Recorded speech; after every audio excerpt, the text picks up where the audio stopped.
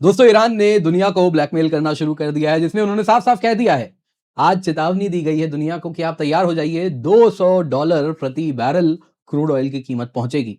और इसके साथ उन्होंने कहा कि वो अपनी जो स्ट्रैटेजी है वो भी बदल रहे हैं, वो कंटीन्यूअस स्ट्राइक पॉलिसी की तरफ अब मूव कर चुके हैं। इसके साथ दोस्तों उन्होंने ये भी कहा कि जो यूएस बैंक्स हैं उनको भी टारगेट अब किया जाएगा, क्योंकि आज एक ईरानियन बैंक पर हमला हुआ है। इससे पहले काफी आउटेज हुआ था, कहा जा रहा था कुछ साइबर वॉर भी हमें देखने मिला, और उसके बाद आज फिजिकल स्ट्राइक भी हुआ है। दोस्तों एक चीज क्लियरली दिख रही है, अब इजरायली सीनियर ऑफिशियल्स भी मान रहे हैं कि देखिए ईरान में रिजीम चेंज नहीं होता हुआ दिख रहा, तो अब यहाँ पे यूएस एक रिस्पेक्टेबल एग्जिट चाह रहा है, तो उसके पहले मैक्सिमम डैमेज जो कर सकते हैं वो करना काफी आवश्यक हो गया है। दोस्तों यहाँ पे लेकिन पॉइंट यही है कि वो रिस्पेक्टेबल एग्जिट कैसे मिलेगा, क्योंकि ईरान अब वॉर को प्रोलॉन्ग करना चाह रहा है, क्योंकि वो एक बात समझ रहा है कि आज यदि इसी वक्त सीज फायर हो गया तो 6 महीना 1 साल बाद ये फिर आएंगे हमला करने। तो एक ऐसा मैसेज दिया जाए जिससे ये इनकी वो जो विल है दोबारा हमला करने की, वो कहीं ना कहीं ना रहे। तो उसके लिए दोस्तों कुछ पॉलिसी बनाना उनके लिए बेहद आवश्यक दिख रहा है। आप देख सकते हैं आज ईरान ने स्टेट ऑफ हॉर्मुज पे माइन ले किया, यूएस नेवी ने कह दिया हम किसी को एस्कॉर्ट नहीं करने वाले, ये बात भूल जाइए। और आज ईरान ने अगर आप देखें तो दुनिया को चेतावनी दे दी कि तैयार हो जाइए, $200 प्रति बैरल ऑयल होगा, क्योंकि वो कंटिन्यूअस स्ट्राइक स्ट्रेटेजी पर मूव कर रहे हैं। तो क्या कंटिन्यूअस स्ट्राइक है वो तो हम देखेंगे ही देखेंगे, और साथ ही साथ बैंकिंग इंटरेस्ट जितने भी यूएस इजरायली के पूरे मिडल ईस्ट वेस्ट एशिया में हैं उन सबको टारगेट किया जाएगा। यहाँ पे आप देख सकते हैं रॉयटर्स को इसराइल के सीनियर ऑफिशियल ने कहा, देखिए कहीं से भी गवर्नमेंट नहीं गिरने वाली, ये बात बड़ी क्लियर होती हुई दिख रही है। दोस्तों यहाँ पे और एक चीज है, ट्रंप एडमिनिस्ट्रेशन पैनिक कर रही है रैपिडली राइजिंग ऑयल कॉस्ट के वजह से, और ये ईरान समझ रहा है कि ये यूएस की दुखती नस है तो इसको दबाया जाए, और ये वो कर भी सकता है क्योंकि ज्योग्राफी उसके हित में है। दोस्तों यहाँ पे और एक बात है, ये जो ब्लैकमेल है, जो दुनिया को ब्लैकमेल किया जा रहा है, क्योंकि एंड ऑफ द डे $200 अगर ऑयल की कीमत पहुंचेगी तो ये ग्लोबल ऑयल शॉक होगा, mother of all oil shocks बताया जा रहा है। ऑलरेडी आपने देखा 120 तो अभी ऐसे ही पहुंच गया था। तो यहां पे दोस्तों अब जो हो रहा है, काफी ज्यादा चर्चा सीरियसली हो रही है। $200 प्रति बैरल ऑयल होगा तो ये इंटायरली यूएस प्रेसिडेंट के वजह से होगा, और ये यूएस के लिए घर पे एक बड़ा प्रॉब्लमेटिक होगा, क्योंकि उनको मिड टर्म में जाना है ट्रंप को, और ट्रंप के ऊपर इसका ब्लेम आने वाला है। तो ये बड़ा कठिन हो रहा है यूएस के लिए, क्या एक रिस्पेक्टेबल एग्जिट इसमें हो। तो बहुत ही इंटरेस्टिंग कहानी हो रही है। तो क्या हो रहा है, आइए जरा आज के वीडियो में इसी पर डिटेल में चर्चा करते हैं। पर इससे पहले आगे बढ़े, आपसे निवेदन है वीडियो लाइक करें, चैनल सब्सक्राइब करें, बेल आइकन अवश्य दबा दें, और साथ ही साथ बड़े गर्व के साथ आपको मैं बता रहा हूं, इस बार यूपीएससी सीएससी 2025 रिजल्ट में अनअकैडमी लर्नर्स ने गजब परफॉर्मेंस किया है। जी हाँ, अगर आप देखें तो टॉप 10 में 8 लर्नर है, टॉप 50 में 32 है, टॉप 100 में 65 है, और तो और ऑल इंडिया रैंक 1 अनुज अग्निहोत्री हमारे ऑनलाइन क्लासरूम प्रोग्राम के ही स्टूडेंट हैं। यहाँ पे आप देख सकते हैं दोस्तों बहुत सारे लर्नर्स हैं जो कि टॉप 10 में आप देख सकते हैं, जो कि अनअकैडमी के प्लेटफॉर्म लर्नर्स हैं काफी इनमें, और आप देख सकते हैं online classroom program platform learner, बहुत सारे हमारे स्टूडेंट्स हैं जो कि इसमें रैंक लाए हैं। दोस्तों यहाँ पे आपको बताना चाहूंगा कि इसके साथ अनअकैडमी का जो सब्सक्रिप्शन है ये क्वालिटी सब्सक्रिप्शन है, जो कि एग्जाम क्लियर कराता है। आप लर्नर्स जो हमारे रिजल्ट ला रहे हैं वही सब कुछ बता रहा है। यहाँ पे दोस्तों आपको कह देता हूं, इस वक्त आपके लिए हम लोएस्ट एवर प्राइस लेकर के आए सब्सक्रिप्शन में 16,999। जी हाँ, 1 साल की सब्सक्रिप्शन मिल रही है, जिसमें आपको 60% ऑफ प्लस डबल वैलिडिटी मिल रहा है, और इस वजह से दोस्तों आपको ये कीमत मिल रही है। यूज द कोड KC10 यानी KC10 ताकि आपको ये डिस्काउंट मिल सके। इसके सिवा दोस्तों ये ऑफर 13 मार्च को खत्म हो जाएगा। अगर आप 18 महीने या उससे अधिक की सब्सक्रिप्शन लेते हैं तो आपको CSC एश्योर भी मिलता है, जिसका मतलब है फॉर एनी रीजन अगर आप एग्जाम नहीं क्रैक कर पाए तो कोई बात नहीं, आपको एक्सटेंशन हम देंगे subject to terms and condition, जो दिखाता है आपने मेहनत की है। तो जरूर जाएं, पिन कमेंट में लिंक है, अवश्य जाके जुड़ जाएं। तो सबसे पहले दोस्तों ईरान की जो लेटेस्ट वार्निंग है कुछ इस प्रकार आई है, जिनको आप यहाँ पे तस्वीर में देख रहे हैं, इब्राहिम जुल्फकारी हैं, जो कि ईरान के मिलिट्री कमांड के स्पोक्स पर्सन है, काफी मीडिया में कंटिन्यूअसली आ रहे हैं, और इन्होंने ही कहा कि देखिए दुनिया को तैयार हो जाना चाहिए, $200 प्रति बैरल ऑयल होगा। आज 3 अन्य जहाजों को इन्होंने हॉर्मुज में हमला भी उनके ऊपर किया। इन्होंने कहा कि देखिए तैयारी हो कर लीजिए $200 प्रति बैरल का, कारण है ऑयल निर्भर करता है रीजनल सिक्योरिटी पर, जिसको यूएस ने डिस्टेबलाइज कर दिया है। और इसके साथ उन्होंने कहा आज जब बैंक पे हमला हुआ तेहरान में और ओवरनाइट फिजिकल हमला हुआ है, तो जुल्फिकारी ने कहा कि अब हम भी रिस्पॉन्ड करेंगे, जितने भी बैंक्स हैं मिडल ईस्ट में वेस्ट एशिया में जो कि यूएस और इजराइल से एफिलिएटेड है, उन सब पे हमला होगा। ऑलरेडी अगर आप देखें तो जितने भी अमेजन हो गया, उनका AWS क्लाउड हो गया, वैसे ही अन्य क्लाउड आर्किटेक्चर, जितना भी क्लाउड इंफ्रास्ट्रक्चर इस इलाके में मौजूद है, उन सब पे वो हमला कर रहे हैं। तो क्लियरली यूएस के जितने भी इंटरेस्ट हैं उन सबको हमला किया जाएगा। और इन्होंने कहा जितने भी लोग मिडिल ईस्ट में रहते हैं बैंक से 1000 मीटर दूर रहें, क्योंकि बैंक पे हम हमला करने वाले हैं। और साफ साफ कह दिया कोई भी तेल हॉर्मुज से पास नहीं करेगा, फिर वो यूएस का हो, इजराइल का हो, और वही तेल पास करेगा जो इनसे परमिशन लेगा। अब दोस्तों यहां पे इन्होंने बात की कि हम कंटिन्यूअस स्ट्राइक स्ट्रेटेजी के ऊपर मूव कर रहे हैं, तो ये क्या है आइए जरा देखते हैं। दोस्तों इन्होंने कहा कि ये जो मिलिट्री स्ट्रेटेजी है, अब तक की रेसिप्रोकल स्ट्राइक्स पॉलिसी थी, उसको बदल के ये अब एक नए अप्रोच पे जा रहे हैं। रेसिप्रोकल स्ट्राइक क्या था? जिसमें टिट फॉर टैट रिस्पॉन्स था, मेजर्ड रिस्पॉन्स था, जिसमें यदि इजराइल और यूएस ईरानियन एसेट्स पे हमला कर रहा है तो उसी प्रकार के एसेट्स पे जो यूएस के अलाइड कंट्रीज के हैं उन पे हमला किया जा रहा था। प्रोपोर्शनल मिसाइल और ड्रोन अटैक से हमला वो कर रहे थे, ऐसा उनका कहना था। लेकिन अब वो कह रहे हैं कि अब वो कंटिन्यूअस स्ट्राइक स्ट्रेटेजी की ओर जा रहे हैं, जिसका मतलब है कि अब लिमिटेड रिटेलिएशन नहीं होगा, वन ऑफ रिटेलिएशन नहीं होगा, कंटिन्यूअस सस्टेन्ड अटैक्स होगा, हमले के बाद हमला, हमले के बाद हमला, और इसके साथ यूएस, इजराइल और उनके जितने भी अलाइज हैं उन सब पे कंटिन्यूअसली हमला करेंगे। कांस्टेंट मिसाइल और ड्रोन के लॉन्चेस होंगे, मैरीटाइम अटैक्स होगा, जो भी जहाज मूव कर रहा है, इकोनॉमिक वॉरफेयर होगा, ऑयल पे, शिपिंग पे, बैंक्स पे, टेक पे। इसके सिवा प्रॉक्सी अटैक्स जितना भी हिजबुल्लाह से लेके हमास से लेके जो वो कर सकते हैं वो भी किया जाएगा, साइबर स्ट्राइक्स वगैरह भी वो करेंगे, और इसी प्रकार से ऑयल प्राइस को $200 प्रति बैरल पार करवाएंगे। अब दोस्तों सवाल यहां पर यह उठ रहा है कि आखिरकार ईरान ऐसा कर क्यों रहा है, क्यों इस दिशा में वो जा रहा है। देखिए दोस्तों, ईरान जिस प्रकार से शिप्स को अटैक कर रहा है जो हॉर्मुज से मूव कर रहे हैं, वैसे ही आप देखिए ड्रोन एंड मिसाइल स्ट्राइक कर रहा है रीजनल टारगेट पे, ग्लोबल एनर्जी को थ्रेटन कर रहा है, ये सब जो कर रहा है वो इसी कंटिन्यूअस स्ट्राइक पॉलिसी के अंतर्गत कर रहा है, और अब इसकी इंटेंसिटी बढ़ा देगा। पर सवाल यहां पे है ये कब तक बढ़ा सकता है, क्या वो सस्टेन कर पाएगा?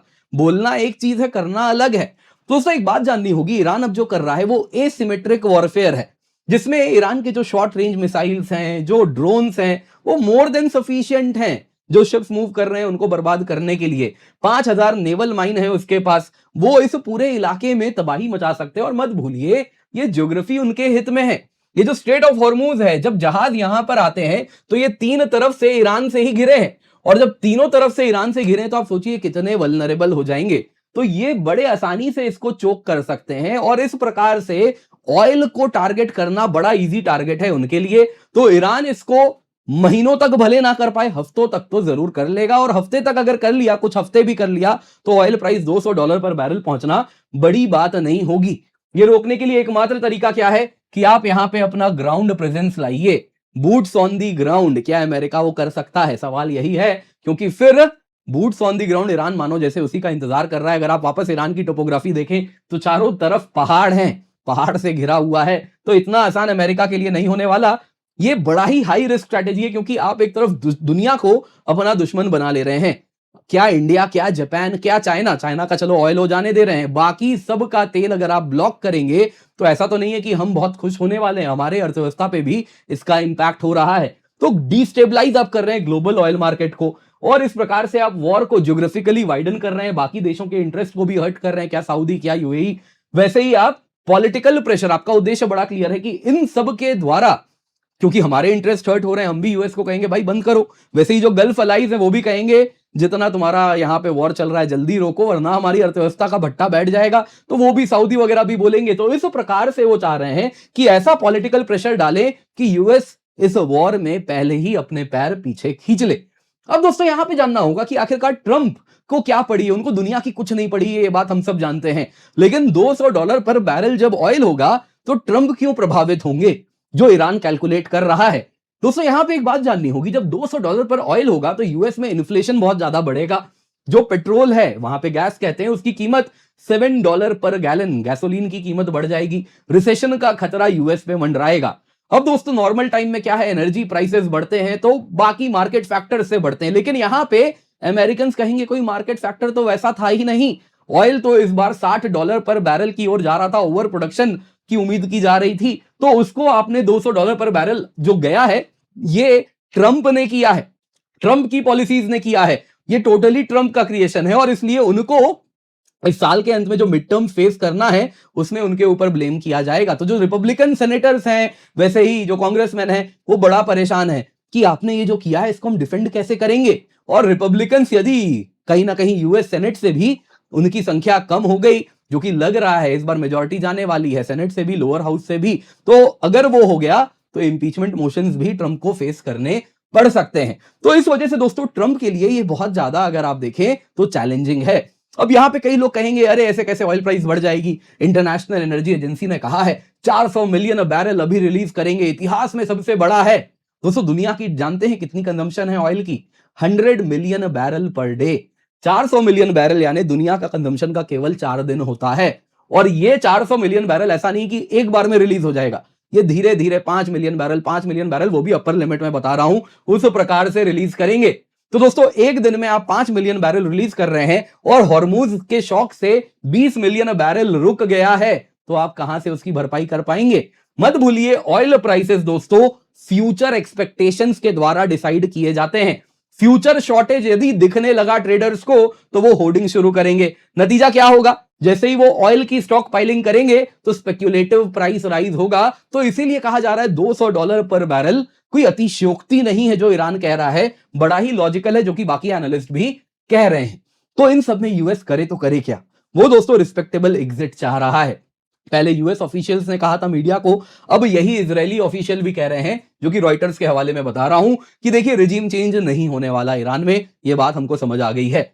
हमने हेवी बॉम्बिंग किया, पूरा का पूरा लीडरशिप साफ कर दिया, first level leadership, second level leadership, third level leadership सब साफ कर दिया हमने, लेकिन कोई अपराइजिंग नहीं हुई, पब्लिक सड़क पे नहीं आए।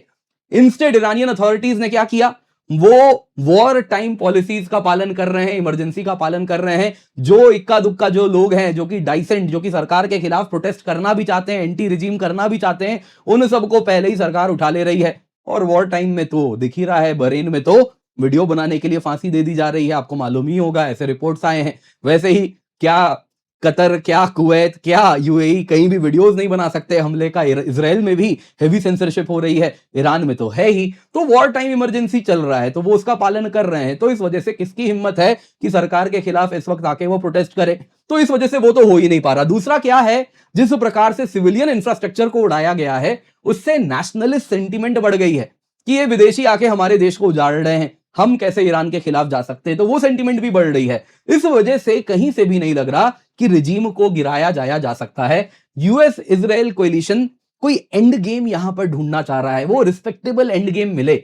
ईरान की स्ट्रेटेजी भी यहां पे बड़ी क्लियर है कि यूएस को मिलिटरीली नहीं हरा सकता, ऐसा करे कि उसमें इतना पॉलिटिकल दबाव बनाए कि वो पीछे हट जाए, और ऐसा पीछे हटे कि 6 महीने 1 साल बाद दोबारा यहां ना आए। एक डर तो यही है ना कि आज अगर ये ऐसे ही चले गए तो 1 साल बाद फिर आएंगे हमला करने। तो उसके लिए भी कुछ तैयारी ऐसे करो कि इनके दांत इतने खट्टे हो जाएं यूएस के कि ये दोबारा ना आए।